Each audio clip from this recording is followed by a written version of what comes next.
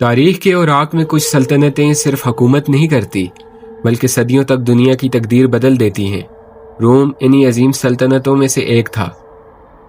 حضرت عیسیٰ علیہ السلام کی پیدائش سے کئی صدیاں پہلے اٹلی کے دریائے ٹائبر کے کنارے 7 چھوٹی پہاڑیوں پر مٹی کے چند معمولی گاؤں آباد تھے۔ کسی نے تصور بھی نہ کیا تھا کہ یہی بستیاں ایک دن دنیا کی سب سے طاقتور سلطنت کی بنیاد بنیں گی۔ وقت گزرتا گیا، یہ چھوٹے گاؤں ترقی کرتے ہوئے روم نامی شہر میں تبدیل ہو گئے۔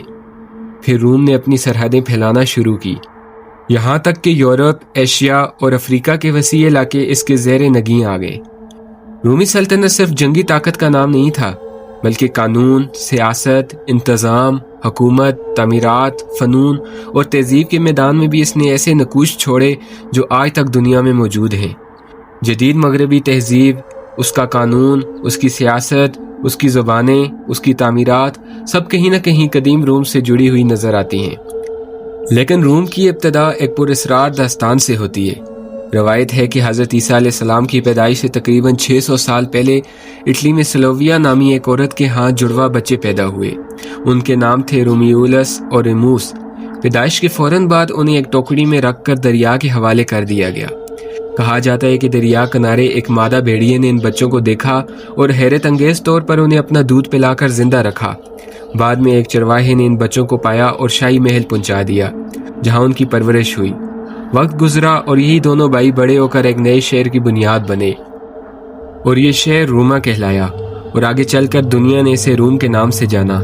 صدیاں بیتی اور روم ایک ناقابل شکست سلطنت بن گیا، مگر ہر عروج کو زوال آتا ہے۔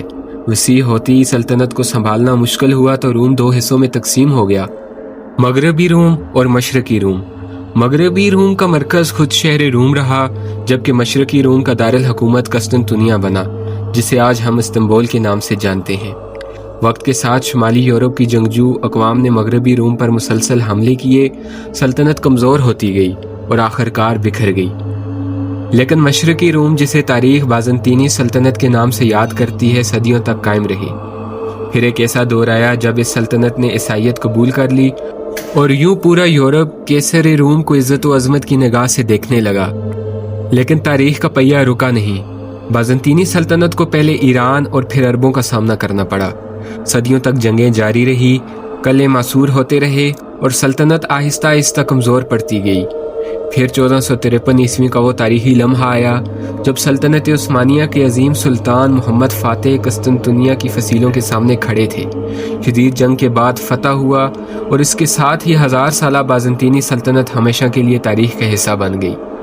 لیکن روم ختم ہو کر بھی ختم نہ ہوا، کیونکہ اس کی تہذیب، اس کا قانون اور اس کی تاریخ آج بھی دنیا میں زندہ ہے۔